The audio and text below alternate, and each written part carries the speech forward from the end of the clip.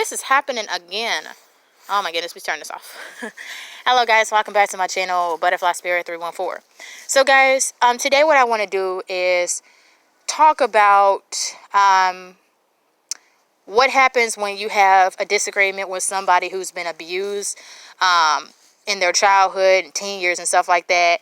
What should you do if you have a disagreement with them? You know, what steps should you take in things if you call them abusive? You get what I'm saying? So I want to talk about this because I feel like there are some of you guys out there, you're in relationships with guys or girls, you know what I'm saying, who you're in a relationship with, and maybe they've been abused, and you're trying to figure out how can you make them comfortable. You get what I'm saying? How can you, you know what I'm saying, be normal around them and stuff instead of tiptoeing around and, you know what I'm saying, thinking everything is a landmine. You get what I'm saying?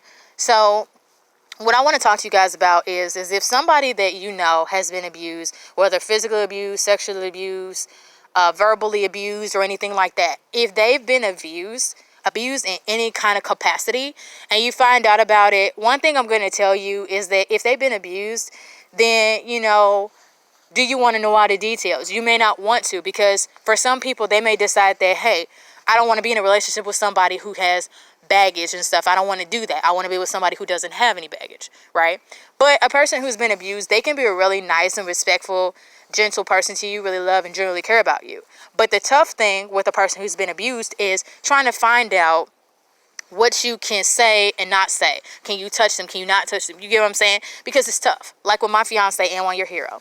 He's been abused. He's gone through physical, emotional, sexual abuse and stuff like that. With him being sexually abused, I don't view him as being the problem. I don't blame him because he was a child when it happened, you know, and parents are supposed to step in and protect their kids from being abused. You get what I'm saying? And people can do it. I know in my life, when I was at my Aunt Mary's house, when I was younger, I was like maybe 8 or 9. When I was like 8 or 9 years old, I was washing dishes in her kitchen. There was nobody else there or anything.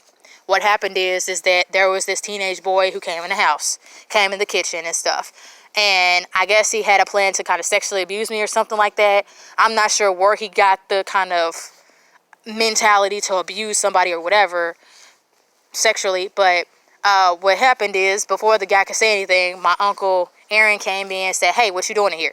The boy kind of got nervous and ran off and ran out the door, okay? So, you know, adults can step in and prevent abuse, you know, but sometimes parents try to, you know, sometimes it's a difficult relationship. Sometimes they marry somebody and, you know, they got divorced, they got married to somebody else, and when it comes to their kids, they don't think about abuse as being a thing, okay? They don't think about that. So sometimes you have a complicated situation like that. My fiance has a situation like that he grew up in. You get what I'm saying? His mom is a lovely woman. His dad, you know, he seems okay. I don't know what it's like to live with his dad or anything like that. I'm not really sure. But his dad seemed really kind of polite to me when, you know, we went down to my fiance's grandpa's funeral. You know what I'm saying?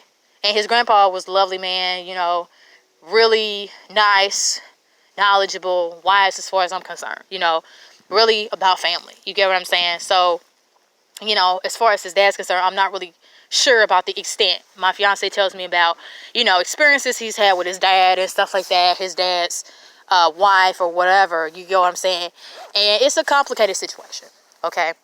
Now, here's what I would strongly suggest that you do if you are in a relationship with somebody. You get what I'm saying? And you find out they've been abused.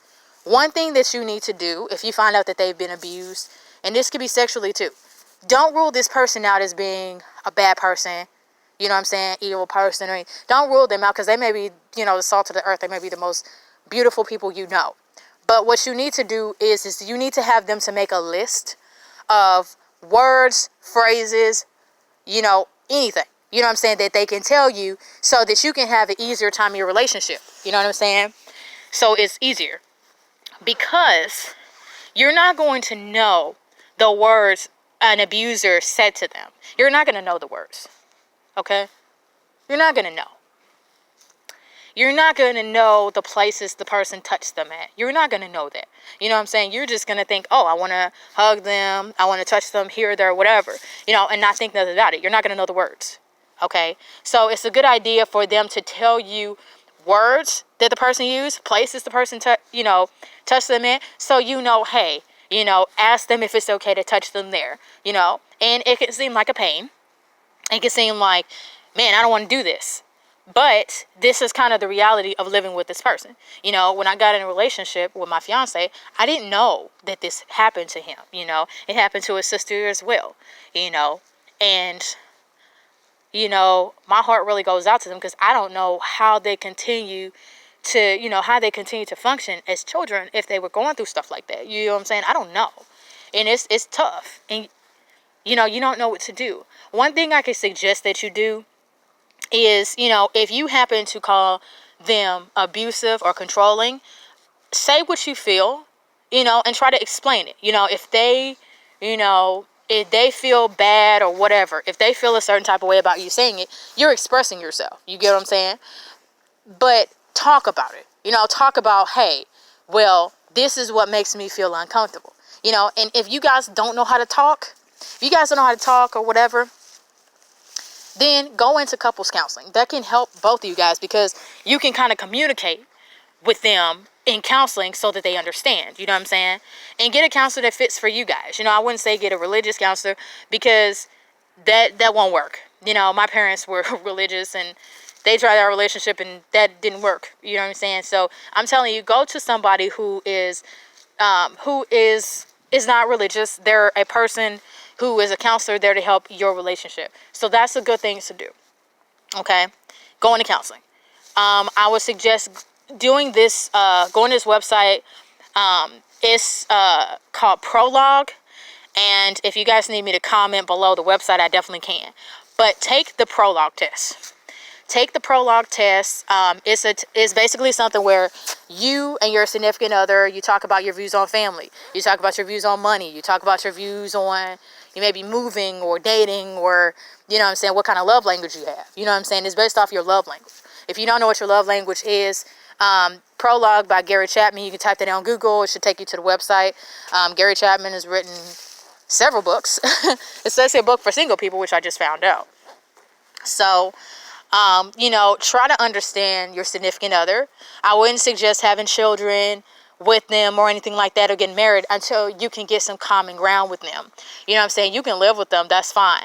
But I wouldn't say rushing into marriage or anything like that. Don't use their abuse as something, as a leverage, because that's never going to be okay, because they may want to leave, all right? One thing you can do is try to be an advocate, you know what I'm saying, for them. You know what I'm saying? If they don't want to write down the words, if they don't want to do that, that were used when they were abused, they don't want to use the words.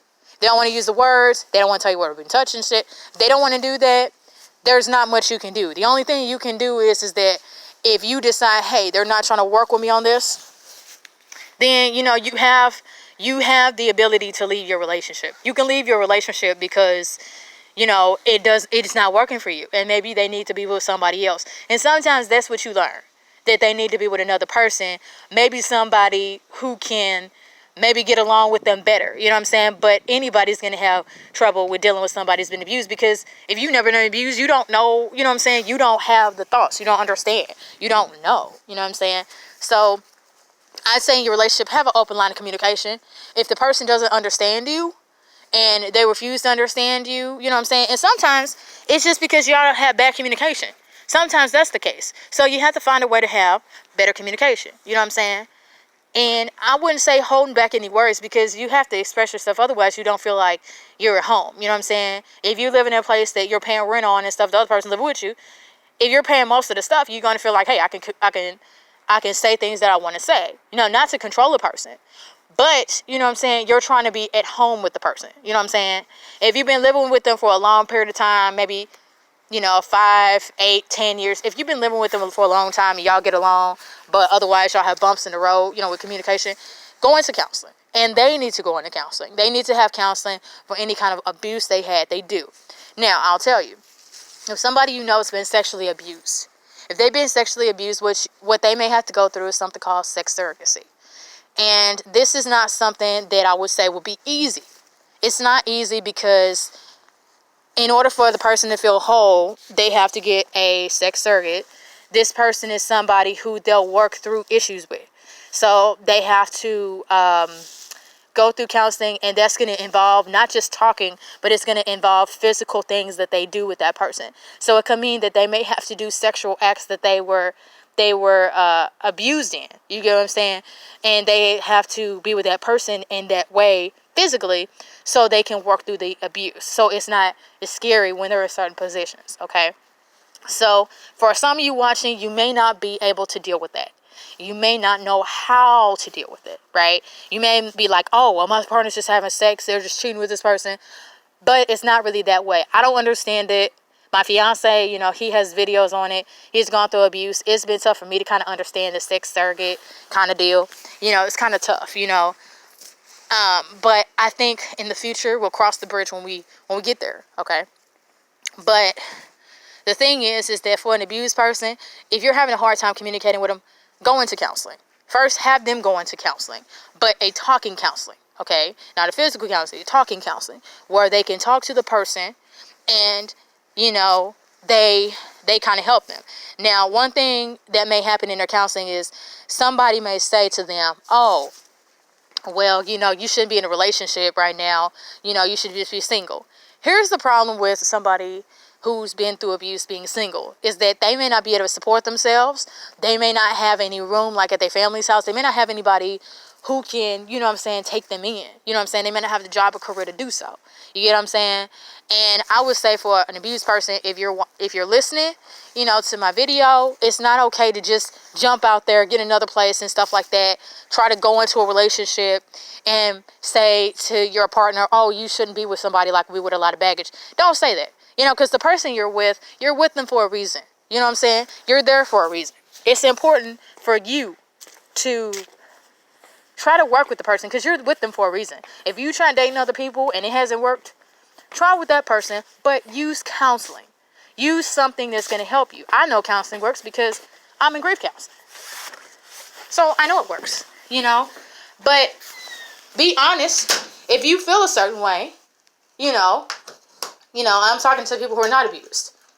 If you feel a certain way, say what you feel. Don't bottle up how you feel.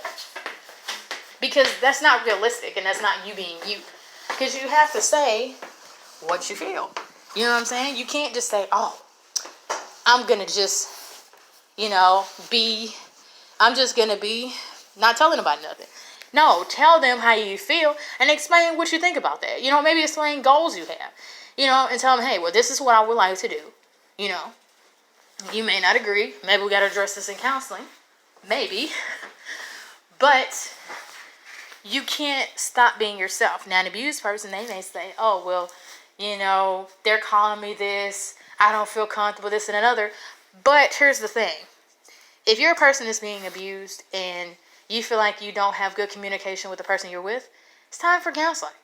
And you have to realize, too, if you're abused, you have things you've gone through. Maybe the person that you're with who hasn't been abused, they have stuff they've gone through, too. It can't just be a one-way street for somebody that's abused. Like, you can't just say, oh, I've been abused and, and use what you've gone through, as a means for why you can't be blamed or why you're getting an attitude. You can't do that. And I'm just saying this not to put a dagger in somebody's heart. I'm not saying.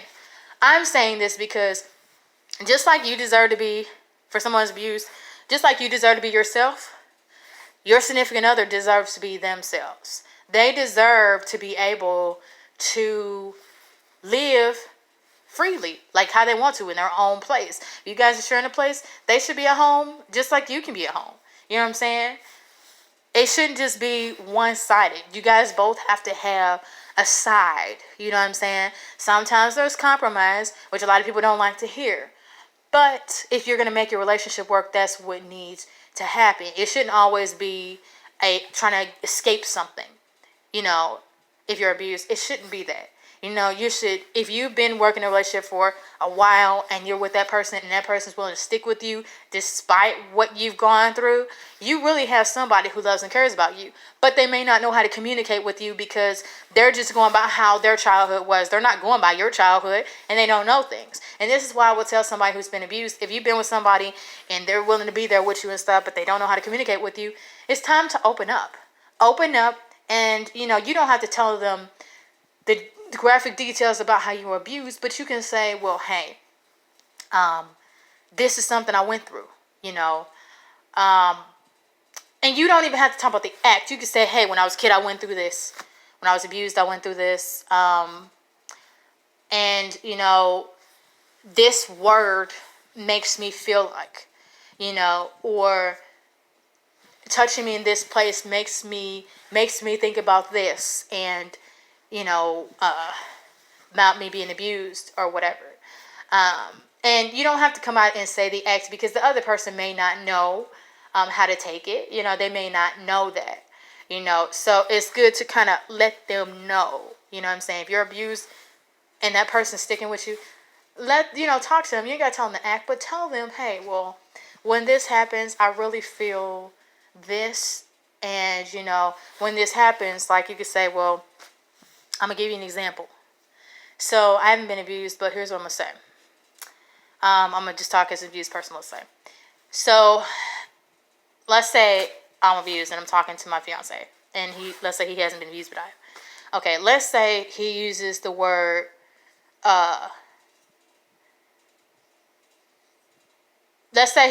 childish. I know this doesn't make sense, but I'm going to say this. So let's say I was abused, and let's say every time, let's say, and I'm not saying this is real, but let's say I had an uncle who abused me. And, when I would do something wrong, they call me childish and slap me across the head and punch me in the stomach multiple times, while I'd be on the floor gagging and stuff like that, not even able to breathe as a child, and they're a full-grown male, And let's say this situation with being called childish and being hit multiple times has happened to me. Okay, hypothetical. So, and let's say my fiance, when he gets upset, he calls me childish. And then that makes me go back to that event, okay? So, here's the thing. When my fiance uses the word childish, he's just using it based off of what he thinks. And childish in his childhood could be, let's say somebody just called him childish. They didn't hit him with nothing. They just say, oh, that's childish or whatever, as to describe something, but not as a means to abuse somebody. But let's say in my background, childish is an abusive word, because every time I've been hit or abused, it means that that I'm victimized. You know what I'm saying? What I want to tell you guys is, this is just a hypothetical situation, but you have to think about the words. What do the words mean to both people? Okay, what does it mean? Maybe one person doesn't mean, when they use the phrase, they may not mean to hurt your feelings, but when you raise a concern about it, you're upset. Maybe they can say, well, and they're not a therapist, but they can say, hey, well, I didn't mean it that way. Really, it was this. And that makes you less upset, less likely to argue, And it takes work. If you guys have to go through counseling to do it, that's fine. But that person has to be comfortable sharing words that they heard, because if you heard words in your childhood and they didn't hurt you, and it's just words to you, then you're not going to be ticked off. But for them, it may be a whole episode. Okay? It could be a whole episode. So I'm just saying, try to work with them. This may be a challenge, but you can get through it, If you call them, let's say you feel like they're controlling you, abusing you, and this person's been abused, let's say they have, express yourself and say, well, hey, I feel like you saying this and the tone you used made me feel a certain way. If they are not trying to listen to you or understand you, what I'm saying, but you can understand what they went through, then maybe that's a disconnect, and that's when you need a counselor, Now, I've had arguments with my fiance where I've told him to get out. I have. And, separating yourselves from each other is a good thing. It's a good thing because you're less likely to argue. Now, now, of course, you guys both have phones. Of course, you can call each other, yell, scream, holler, whatever. Okay. For an abused person, if they get into an argument, they may feel inadequate. They may feel like, they're not holding down the road. They can feel like they want to commit suicide. And, if anything, if the person feels like that, you guys really, not at the moment, if you guys continue a relationship, which probably happens, there is something where going into counseling is going to help. And if you can learn to understand that person, that's really going to help you, because you're going to know, if you say a word and you explain it, you can help them a ton. You know what I'm saying? But you have to understand it. And they have to go into counseling to realize there's certain words, there are certain touches or things that bothers them. Once they know that, when you guys go into couples counseling, what you can do is you can work through that. That's something you can work through. Okay? It doesn't mean you got to break up with them. You know, don't listen to counselors when they say, oh, or therapists, you got to break up. Of course not. You don't have to break up because you're trying to understand the person. You know what I'm saying? Because if that person, let's say y'all break it off, but you've been working with them and you've been with them for, 8 years, 5 years, 4 years, 10 years. Let's say you've been with them for a while. If you've been with that person for a while and let's say you guys break it off, when they go to another relationship, the new person they meet may not be okay with what they've gone through. They may feel like, oh, well, I don't deal with baggage. I don't deal, I'm not playing a therapy session. I'm not Oprah Winfrey. I'm not Dr. Phil. I'm not that kind of person. You know what I mean? So they may not, a new person they get in a relationship with, they may not understand it. Or they may be nice to them at first, and maybe they may find somebody who's willing. They may find somebody who likes them and genuinely loves them and stuff like that. But there is always the case where the person may find out the news and they may not be okay with that. They may be like, well, I love you and everything else, but, I can't deal with the stuff that you've gone through, and then they may be willing to end the relationship. Now, it's so rare. They may find somebody who can love them and care about them and not care about anything they've gone through, and they may be able to. Do you want that to happen? No. But, if you guys both decide, hey, a relationship's not working, then they can move on with somebody else. I would say putting somebody that's abused, into a relationship with them is something that's going to make them blame themselves and feel bad, And I think, if anything, you guys can work together. You can work together, tackle stuff and everything, because life is an experience. And sometimes you are in a relationship with somebody who's gone through stuff. Sometimes it's because you have to grow as a person sometimes. Sometimes that's the case. I'm not saying this in a religious term or anything. I'm just saying experience. Sometimes you're with that person because that person, you're supposed to have the experience with that person. Sometimes you're supposed to.